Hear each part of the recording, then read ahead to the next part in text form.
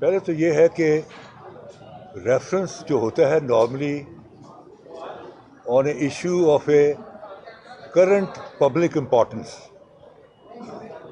Reference سے جو ہے ڈیڈ ایشوز کے اوپر ریفرنس نہیں ہوتا کہ جو تاریخ کا حصہ بن چکے ہیں ان کو ریفرنس ہی ہوتا. پریزیڈنٹ ریفرنس بھیجتا ہے ان ایشوز پر جو کہ پبلک اہمیت کے ہوتے ہیں اور کرنٹ ہوتے ہیں، اور جو پریزیڈنٹ ہے جو بھیجنے والا وہ بھی کرنٹ پریزیڈنٹ ہو، نہ کہ ماضی کا پریزیڈنٹ ہو.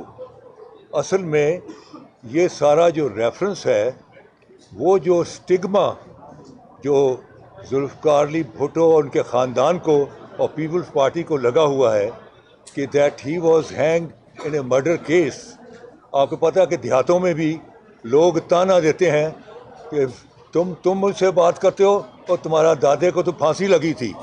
وہ جو ہے اسٹگما پھانسی کا، اس اسٹگمے کو ختم کرنے کے لیے ایک ایسا صدر جو کہ اس ملزم کا سن ان لا ہے اس نے یہ فائل کیا.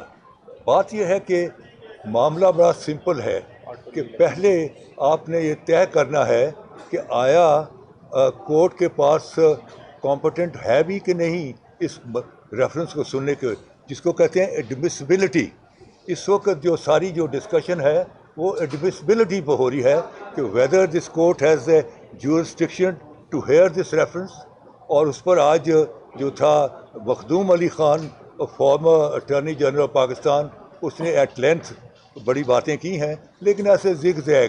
لیکن بات یہ ہے کہ یہ ریکوائرمنٹ ہے آف اے کرنٹ ایشو اور آن اے لا، ناٹ اے کیس جو کہ closed and past transaction. One of the basic principle of law is کہ کلوز اینڈ پاس ٹرانزیکشنز ہیں that can not be reopen. Supreme court کی 4 jurisdiction ہے، ایک 184 کے ساتھ کے تحت ڈائریکٹ جورسڈکشن، دوسری 185 اپیلٹ، تیسری 186 اپنا ایڈوائزری، اور چوتھی ہے ریویو 188. ذوالفقار علی بھٹو نے دونوں جورسڈکشنز ایکسرسائز کی. 185 کے تحت اپیل دائر کی جو کہ اپنا وہ اپیل اس کی ڈسمس ہوئی. اس ڈسمسل کے خلاف دے وینٹ انٹو اپیل. اب اپیل کے اندر جو انہوں review they filed a review against that appeal. تو وہ ریویو جو تھا وہ یونینیمسلی ڈسمس ہوا.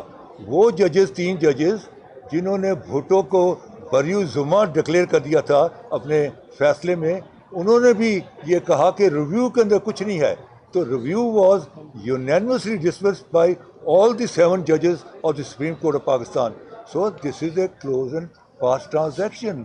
تو اب چیز یہ ہے کہ اگر آپ اس کے ذریعے اپنا ایڈوائزری جورسڈکشن کے ذریعے آپ مقدمے سننے شروع کر دیں گے تو ایک مقدمات کی سونامی آ جائے گی.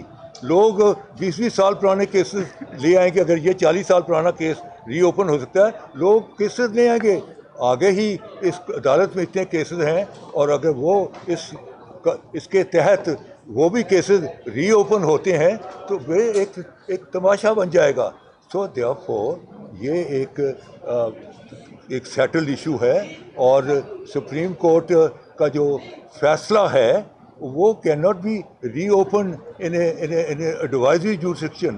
اور ایڈوائزری جورسڈکشن بھی وہ شخص دے رہا ہے who is no more the president of the country, and جو کہ even at that time he was the father-in-law of the accused person. So therefore یہ عدالت جو ہے یہ اسٹگما واش کرنے کے لیے نہیں ہے کہ ہمارے پر اسٹگما لگ گیا ہے ہمیں کر دو. تو میں سمجھتا ہوں کہ اگر ذوالفقار علی بھٹو شہید ہے تو پھر میرا والد کیا ہے، واٹ از ہز اسٹیٹس. تو میں یہ سمجھتا ہوں کہ اگر اتنا شوق ہے تو ایک قانون بنا دیا جائے کہ آج کے بعد جس کو سزائے موت ہوگی وہ شہید ڈکلیئر کر دیا جائے گا. Thank you very much.